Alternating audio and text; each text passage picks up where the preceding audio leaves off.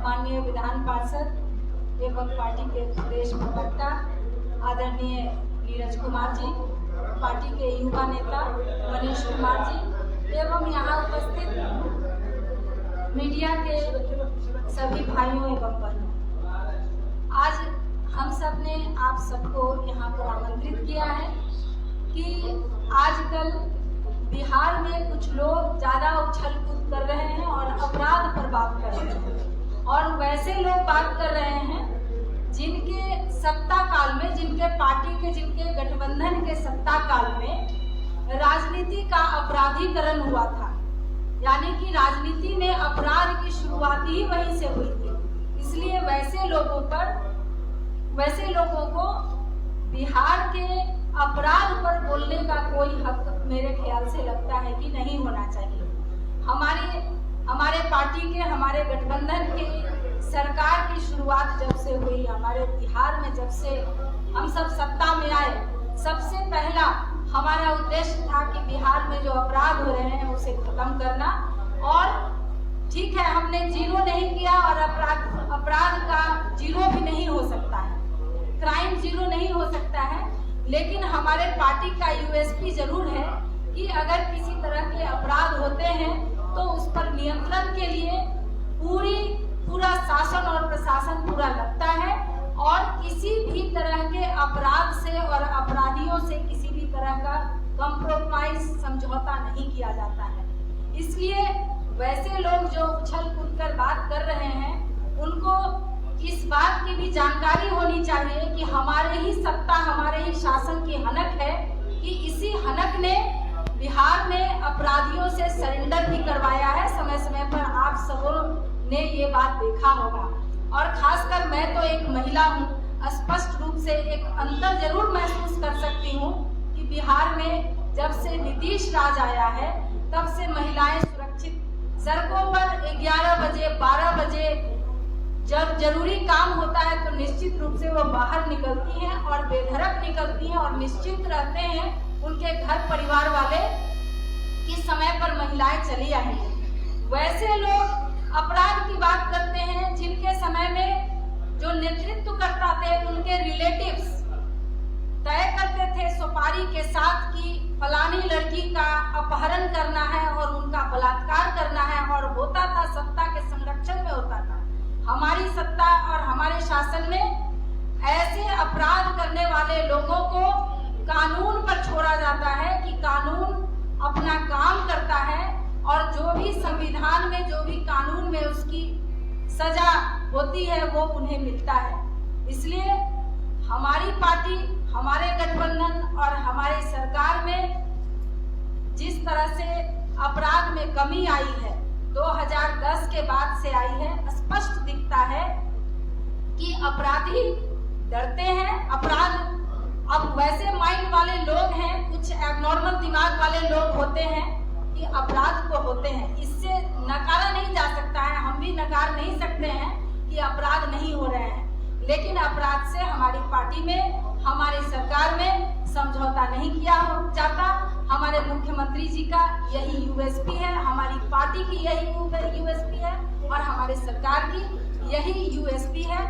जो भी अपराध करते हैं, अभी हाल फिलहाल में भी जिस तरह से हत्याएं हुई हैं और जिस तरह से हमारे पार्टी के लोगों पर इल्जाम लगाया जा रहा है, इस इल्जाम की मैं बहुत ही घोर निंदा करती हूँ कि ठीक है, अभी फिलहाल जो 2 दिन पहले हत्या हुई है उस पर हम ये समझते हैं कि किसी भी महिला के लिए दुनिया का सबसे बड़ा दुख उसके पति का इस दुनिया से चला जाना होता है। हो सकता है कि उन्होंने इल्जाम लगाया हो, लेकिन जो विपक्ष के नेता हैं उन्हें हमारे तरफ से, हमारी पार्टी के तरफ से एक सख्त हिदायत है कि उस तरह की बातों पर गंदी राजनीति वो न करें। ठीक है, एक वीडियो ने इस तरह की बात कही, वो अपना, ठीक है, हत्या जिसकी होती है उसके बारे में कोई कुछ बोलता है, लेकिन इस पर गंदी राजनीति विपक्ष को नहीं करनी चाहिए। हम इसकी घोर निंदा करते हैं, हमारी पार्टी इसकी घोर निंदा करती है। कानून अपना काम कर रहा है, अपराधी को पकड़ने में लगा हुआ है, और जो भी अपराधी होंगे वो पाताल लोक से निकाल लिए जाएंगे और कानून उन्हें सख्त से सख्त सजा दी जाएगी। धन्यवाद।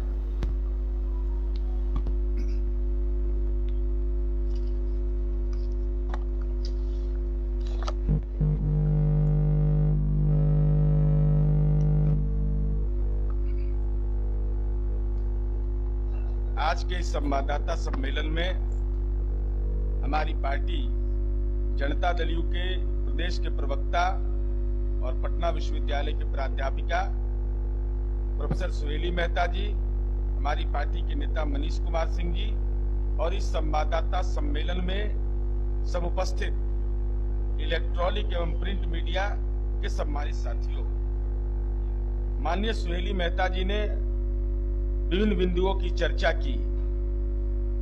हमारे सरकार के मुखिया आदरणीय नीतीश कुमार जी का यूएसपी है रूल ऑफ लॉ, कानून का राज, यूएसपी। और दूसरी ओर विपक्ष के नेता का यूएसपी है फॉल्स प्रोपगंडा, गलत प्रचार। यही बेसिक अंतर है।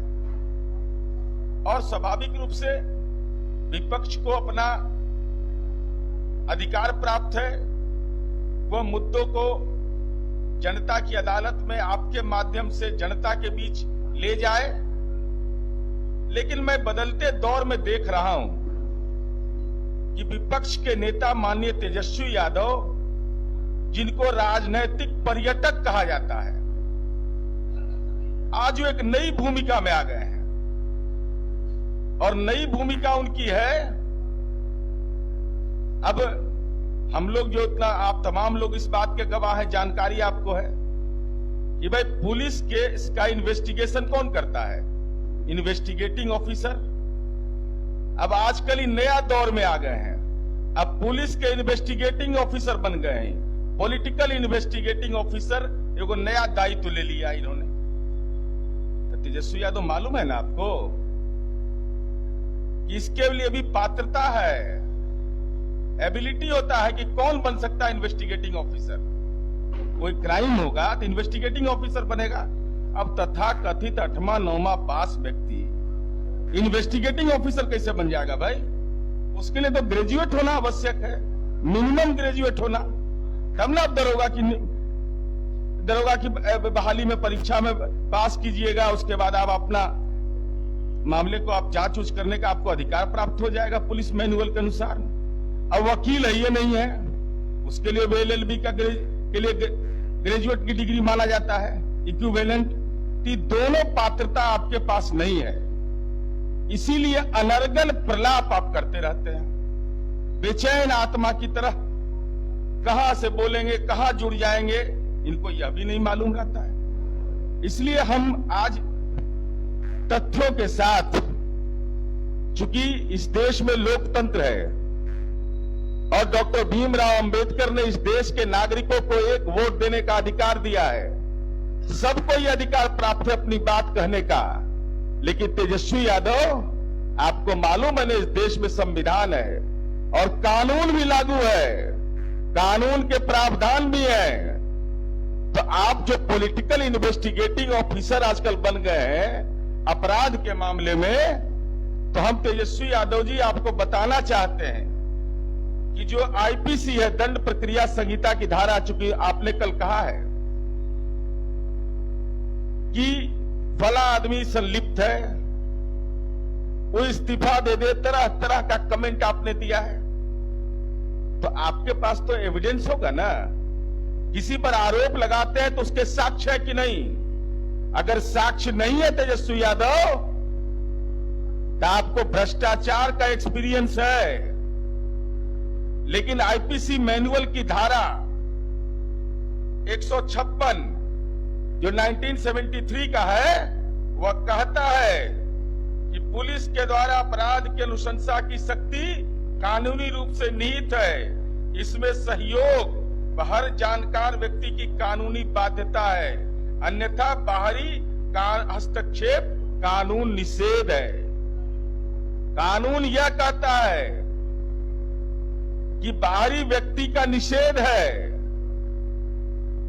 लेकिन अगर आपके पास साक्ष्य है तो आप पुलिस को उपस्थापित करिए। यह तो आईपीसी की धारा है। अगर 420 के आप स्पेशलिस्ट हैं, इसके तहत मुकदमा झेलने के विशेषज्ञ हैं, तो आपको यह नहीं मालूम कि आईपीसी की धारा क्या कहता है 156 सीआरपीसी का। इसलिए ये महत्व, हम इसलिए ये बता रहे हैं। आजकल ही बोलते हैं कि दबाव में सरकार काम कर रही है। दबाव में सरकार हमारा काम करती है। हमारे मुखिया नीतीश कुमार जी पर कोई दबाव चला सकता है? हाँ, आप दबाव में है तेजस्वी यादव। आपके ऊपर बहुत परेशानी, आपको परेशानी का राजनीतिक वज्रपात आपके शरीर पर गिरा हुआ है। तारापुर हार गए, कुशेश्वर स्थान हार गए, अब बचा कुचा था फुलवरियो साफ हो गया। हालांकि दलीय आधार पर चुनाव नहीं था। फुलवरिया में भी चारों खाना लालू जी का परिवार चित हो गया। तो हम आपकी पीड़ा समझ रहे हैं, आपकी बेचैनी को हम समझ रहे हैं। दबाव है आपके ऊपर। अब जब पढ़ते होंगे, बचपन से आप दबाव झेल रहे हैं। जब पढ़ते होंगे तो माँ पिता कहते होंगे बेटा हम मुख्यमंत्री रहे हैं, पढ़ोगे नहीं तो कैसे काम चलेगा। तो 8वें 9वां पास कर गए, तथा कथित दूर दबाव रहा। वहां से जब पढ़े तो कहे क्रिकेट खेलेंगे, तो क्रिकेट में खेलने के लिए भेजे तो कहा जाता कि वहां एक्स्ट्रा प्लेयर, तो वहां दबाव में रहे कि भाई घर में कह रहा है कि तुम रणजी ट्रॉफी खेलो, हम अभी एक्स्ट्रा प्लेयर में हैं। ये सब दबाव आप झेले हैं। जब आगे बढ़े तो ईडी का दबाव आया, कोर्ट का दबाव आया, भाई का दबाव आया, मॉल उल का दबाव आया। ये सब दबाव के तो आप स्पेशलिस्ट हैं। किसके बारे में बोल रहे हैं आप? आप तो दबाव झेलने के लगातार झेलने के आप आदी हो चुके हैं। दबाव नहीं रहता तेजस्वी यादव तो 2020 के विधानसभा चुनाव में मां पिता का आपने फोटो गायब कर दिया, और जब दबाव पड़ा आप पर तब पिताजी को लाना पड़ा ना चुनावी प्रचार में। ये राजनीतिक दबाव नहीं है तो क्या है?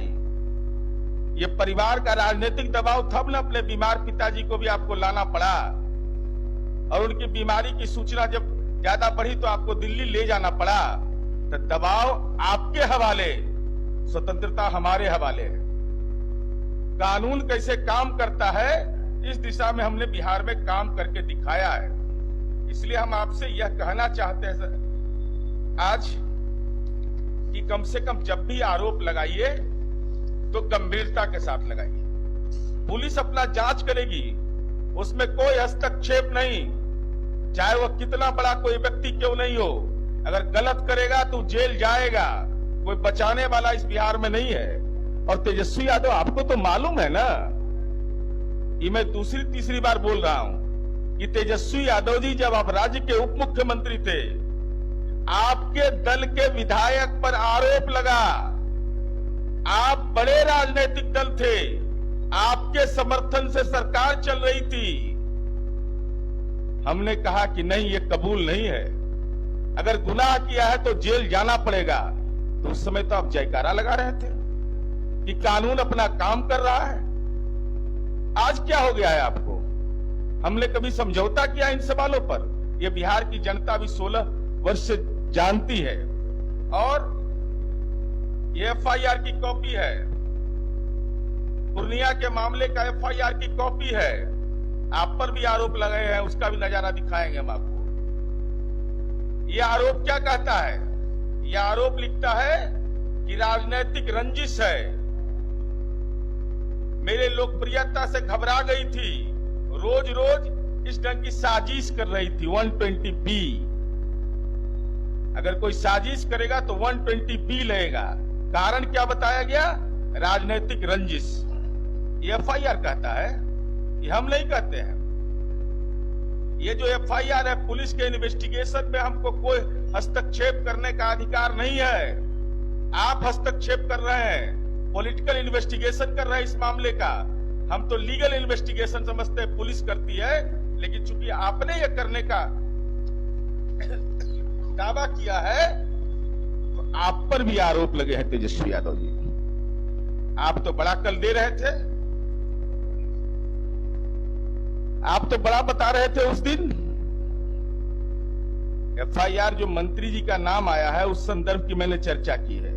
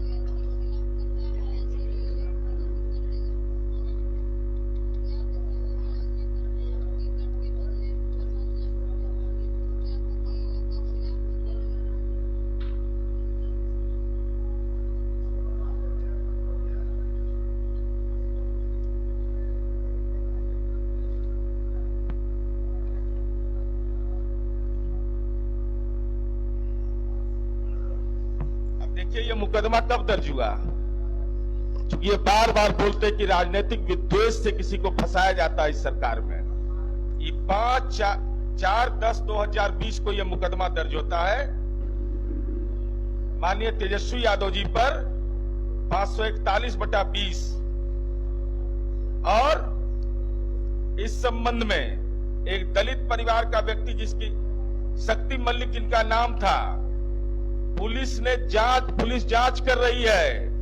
और उसमें कौन कौन लोग हैं जो लोग गवाही दिए हैं?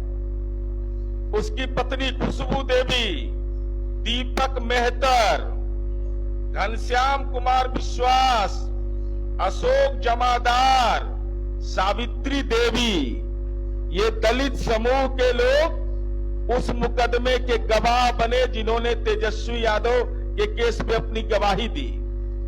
तो पुलिस अपनी जांच कर रही है कि नहीं? पुलिस तो जांच कर रही है। अगर मेरे मन के अंदर में राजनीतिक विद्वेष के आधार पर कानून चलाने की बात करते तो आप चार्जशीटेड होते इसमें। ये कैसा आरोप है तेजस्वी यादव जी आपका कि अपराध के मामले में दल के आधार पर, जाति वंश के आधार पर, गोत्र के आधार पर राजनीति का विश्लेषण आप करते हैं, जबकि हमारा ट्रैक रिकॉर्ड रहा है कि अपराध के मामले में जाति, धर्म, पार्टी, वंश, गोत्र पर हम उस संबंध में कोई विश्लेषण नहीं करते, बल्कि कानून जो कहता है उसके तहत कार्रवाई होती है। ये आरोप हमने इसलिए लगा रहे कि आप पर आरोप लगा। उस समय आपने कहा कि पुलिस जांच करे, पुलिस जांच कर रही है। पुलिस ने पुलिस जो भी जांच का प्रतिवेदन आया है, जो भी जांच की प्रक्रिया चल रही है, पुलिस को अधिकार प्राप्त है, लेकिन आप पुलिस के अधिकार में भी राजनीतिक हस्तक्षेप करते हैं। तो हम यह कहना चाहते हैं कि यह दोहरा मापदंड क्यों है? अपने मामले में कहा पुलिस जांच करे, दूध का दूध, पानी का पानी हो जाएगा, और दूसरे पर आरोप लगा तो कहा कि आप इस्तीफा दे दीजिए। तो आप काहे नहीं दे दिए इस्तीफा? आपको नहीं था ये सब जानकारी, ज्ञान नहीं था? दूसरे पर आरोप लगा तो नैतिकता के विश्वविद्यालय के वाइस चांसलर बन गए, और जब अपने पर आरोप लगा तो हम उसके टीचर भी नहीं है, नॉन टीचिंग स्टाफ के रूप में बयान दे दिया। ये इसलिए कि दोहरा मापदंड राजनीति में नहीं चलना चाहिए।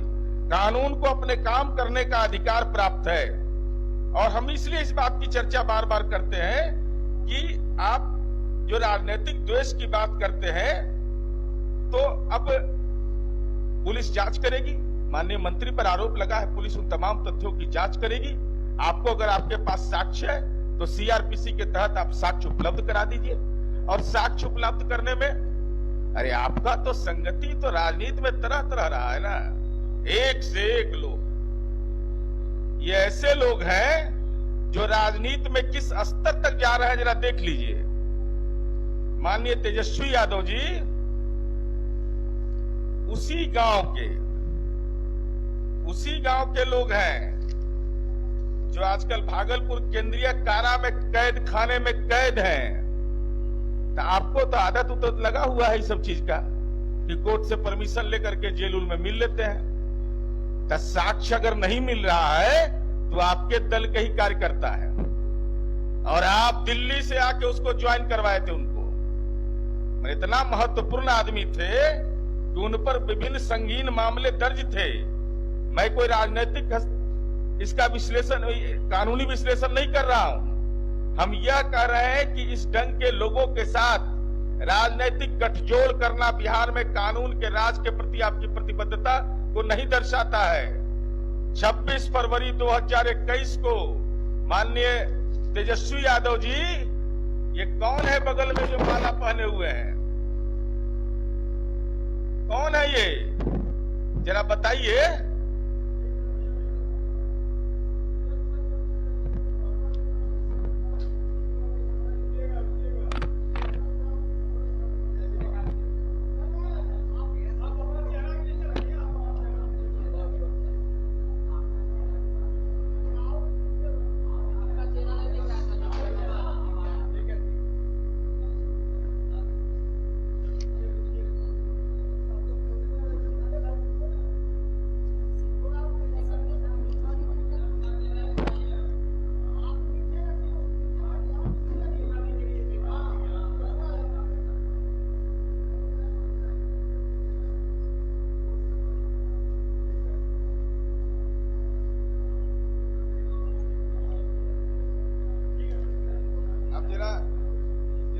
देख लीजिए, जन्म टिप्पण।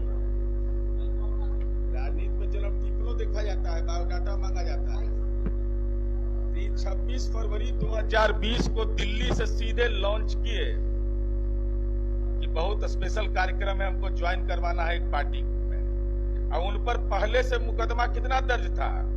अनुसूचित जाति जनजाति अधिनियम, माने 2006 से लेकर के 2020 तक लगातार मुकदमा दर्ज है इन पर, समझ लीजिए। माने इनके ज्वाइनिंग के बाद भी मुकदमा दर्ज हुआ और AK-47 जैसे गैर कानूनी हथियार में यह व्यक्ति, उसमें संलिप्तता पर FIR होता है और वो जेल खाने के अंदर, कैद खाने के अंदर कैद है। तो मेरा सवाल तेजस्वी यादव जी से यह है कि क्या राजनीति में ऐसे लोगों का सहयोग लेकर करके अपने राजनीतिक दल में उनको शामिल करा करके, क्योंकि आप नैतिकता का पाठ बहुत पढ़ा रहे हैं, तो आप यह बताइए कि ऐसे लोगों से संगति का क्या मतलब निकलता है? ऐसे लोगों को आपने दल ज्वाइन करवाया, खुद दिल्ली से आकर के ज्वाइन करवाया। तो ये आपके गवर्नेंस के प्रति जो नजरिया आपका है, जो कमिटमेंट है, जो बिहार की जनता को एहसास है कि आप कैसे कैसे लोगों की राजनीतिक संगति करते हैं। इसलिए पुलिस उस केस, ये है सरसी गांव है धमदाहा में।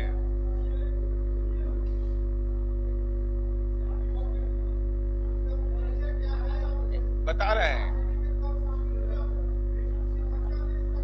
नहीं इसलिए मैं बता रहा हूं, 26 फरवरी 2020 को इन्हें राष्ट्रीय जनता दल की सदस्यता दिलाई गई। इसके पहले इन पर गंभीर आपराधिक मामले पहले से दर्ज थे। वर्तमान में ये भागलपुर केंद्रीय कारा में वो हथियार जो है, उस सब क्या होता है, उस सब वो हथियार के मामले में और विभिन्न मामलों में जेल खाने के अंदर कैद है। इनका गांव है धमदाहा में, सड़सी गांव है, और एसटीएफ ने इनको गिरफ्तार किया था। ये हाथ थाना कांड संख्या 517-20, और ये लगातार इन पर मुकदमे, विभिन्न संगीन मामले दर्ज हैं। खैर वो अलग विषय है, मैं उस विषय में नहीं जा रहा हूं। मेरा केवल यह कहना है कि आप राजनीति में विधानसभा चुनाव के पहले ऐसे लोगों को अपने दल ज्वाइन कराया, तो आपकी क्या मंशा है? हम तो कोई साजिश का आरोप नहीं लगा रहे हैं, लेकिन हम ये जरूर कह रहे हैं कि कानून व्यवस्था को चुनौती देने के लिए तमाम तरह की गलत ताकतों को आप संरक्षण, सहयोग उनका ले रहे हैं। यह राजनीति में आप अपराध कर रहे हैं तेजस्वी यादव। नहीं, इस मामले में रिंटू सिंह से इससे हमारा कोई लेना देना नहीं है, लेकिन इसी धमदाहा के इनके आइकॉन ही है। धमदाहा जो विधानसभा क्षेत्र है हमारे मंत्री लेसी सिंह जी का, उनके निर्वाचन क्षेत्र के ये व्यक्ति हैं, सरसी गांव के ये व्यक्ति हैं, और इतने संगीन मामले इन पर दर्ज हैं। उनको विधानसभा चुनाव के पहले दिल्ली से आकर के ज्वाइनिंग करवाया जाता है। इनका नाम है बिट्टू सिंह। बिट्टू सिंह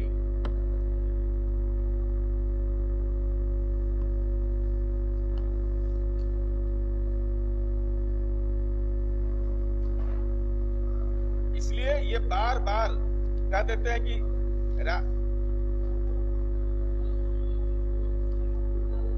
और मैं कोई सफाई देने के दृष्टिकोण से नहीं आया हूं, लेकिन चूंकि पॉलिटिकल इन्वेस्टिगेटर ही बन गए हैं, तो इसीलिए हम ये बात सब बोल रहे हैं। अब इन्होंने कहा कि मंत्री पर आरोप लगाया, पुलिस जांच करेगी उसका, उससे सरकार का क्या लेना देना है? आपके पास साक्ष्य, तो आप साक्ष्य उपस्थापित करिए। हमारे पास साक्ष्य है तो हम साक्ष्य दे रहे हैं। हम ये बता रहे हैं, उनको जानकारी नहीं होगा, हम उनको बता रहे हैं कि लेसी सिंह जी विगत पंचायत, उनको मतदाता क्रमांक संख्या नहीं मालूम होगा। लेसी सिंह का हमको मालूम है, मतदाता क्रमांक संख्या 87, बूथ संख्या 56, पंचायत सरसी में मतदान करने गई थी अपने पंचायत में। जो आप आरोप लगा रहे हैं कि राजनीतिक दृष्टिकोण से किया गया, हम तो यही पूछ रहे हैं। वो मतदाता वहां की है, वहां गई थी वोट डालने, चुनाव प्रचार में गई थी, वहां क्या भूमिका उनकी थी, एक भी साक्ष्य दीजिए। लेकिन इस ढंग अगर साक्ष्य है तो मीडिया के सामने तो लाइए ही आप, लेकिन पुलिस को भी साक्ष्य उपलब्ध कराइए। अनर्गल बयान देने से हम तेजस्वी यादव जी आपको कहना चाहते हैं, राजनीतिक पर्यटक है, वो आपकी पार्टी को मंजूर है, तब ना आपका जयकारा लगा रहे हैं। लेकिन अगर पॉलिटिकल इन्वेस्टिगेटर बनिएगा तो उसका जवाब तो दिया जाएगा। लीगल इन्वेस्टिगेशन में अगर सहयोग करना है तो पुलिस को अपना साक्ष्य उपलब्ध कराइए। अरे भाई, तो वो प्रभावित कर पाए, उप मुख्यमंत्री थे तब, जब वो माननीय नीतीश कुमार जी के राज में उप मुख्यमंत्री थे, उन पर आरोप लगा तो हम लोगों ने उनको समय दिया कि आप इस पर अपनी बात को रखिए। उन्होंने नहीं रखा और माननीय मंत्री ने, जहां तक हमको देखा है, मैंने मीडिया में उन्होंने बोला है कि जांच करें, कोई दिक्कत नहीं है। तो आप प्रभावित करने, अरे आप तो प्रभावित नहीं कर पाए तेजस्वी यादव जी। आपके दल के विधायक पर आरोप लगा, बड़ी पार्टी थी, सरकार चली जा सकती थी, लेकिन हमने कहा कि नहीं, अपराध पर कोई समझौता नहीं होगा, जेल जाना पड़ेगा। जेल गए। अब वो देखिए स्वाभाविक है, वो सब डाटा पर फंस जाएंगे। वो उनको होमवर्क करके अच्छा से देता नहीं है कोई। ये आते हैं दिल्ली से, कुछ पुर्जा उर्जा थमा देता है, बोल देते हैं वो सर डाटा, उस समय कोई दिक्कत हमको नहीं होता है। आपका सवाल था कि जेडीयू पुलिस बन गई है। हाँ तेजस्वी यादव जी, पेट में दर्द आपको हो रहा होगा।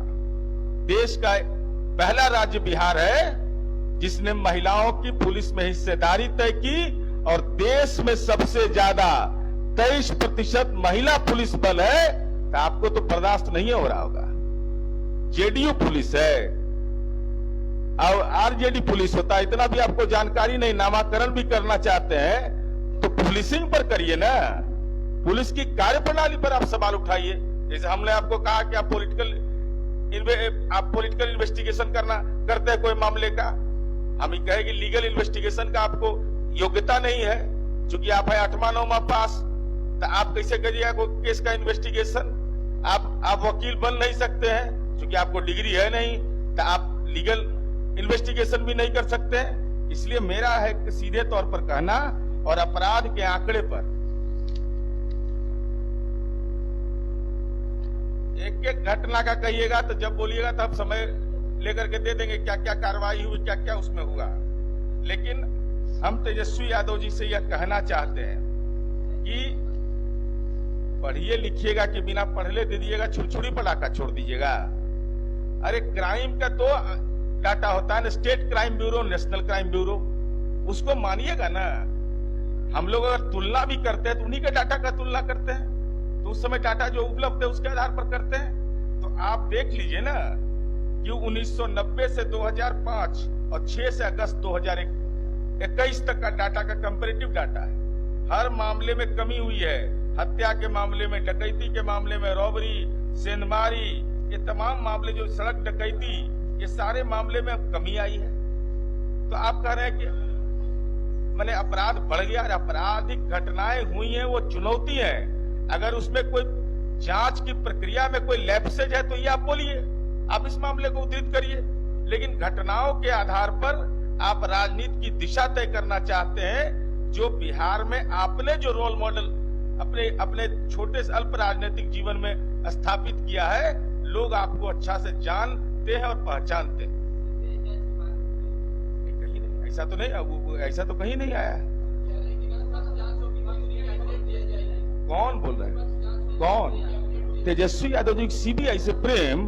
क्या बात कर रहे हैं? सीबीआई तो बेचारे कहते हैं हमारे पिताजी सामाजिक न्याय के आंदोलन में फंसा दिया उनको। सीबीआई एक चीज है, बड़ा महत्वपूर्ण विषय, कौन दवा खाते हैं तेजस्वी यादव? सुविधा के अनुसार तर्क देते हैं। पिताजी पर आवे तो कहे कि सीबीआई जांच, हमारे पिताजी को फंसा दिया गया, और दूसरे पर सीबीआई की वकालत करने लगते हैं। तो जरा ये स्पष्टीकरण दे दें। और हम लोग हालांकि हम लोग का औकात बहुत छोटा है राजनीति में, लेकिन विधायिका में भी हमको भी रहने का 13 वर्ष मौका मिला है। यह ठीक है कि हम बड़े बाप के बेटे नहीं हैं, हमारे पास मॉल नहीं है, मकान नहीं है, जमीन उतना नहीं है जो विरासत में मिला है। लेकिन मैं तेजस्वी यादव को आपके माध्यम से यह हाथ जोड़कर प्रार्थना करता हूं कि अगर राजनीति में आपके पास सक्षम प्रमाण है, दस्तावेज है, तो कानून के राज पर यह ठीक है कि आप विधायक दल के नेता हैं, हम एक एमएलसी हैं, लेकिन अगर आपको लगता है कि हम कानून के राज पर हमारा आलोचना सही है, तो जरा कृपा करके बैठ जाइए एक दिन और किसी भी चैनल पर, किसी पोर्टल पर दोनों को जोड़ दीजिए। हालांकि वो अपना हीनता का भाव महसूस करेंगे, लेकिन हम ये उनसे अनुरोध करेंगे कि तेजस्वी यादव जी अपने ज्ञान का आतंक जो है वो एक दिन मीडिया में आप भी बैठिए और हम अपने तर्क का, जो हमारे पास जो भी हमारी क्षमता होगी, हम तर्क से अपनी बात कहेंगे। और हमारी उम्मीद है कि कम से कम अपराध के मामले में तेजस्वी यादव जी जरूर आपस में संवाद करें। क्या होगा, एक बार छोटे लोग से भी बात कर लेंगे, जिन पर मुकदमा नहीं है, उस पर उससे बात कर लेंगे तो कोई छोटा तो नहीं हो जाएंगे, बड़े बाप के बेटा है। इसलिए ये बहस जरूर आयोजित करें।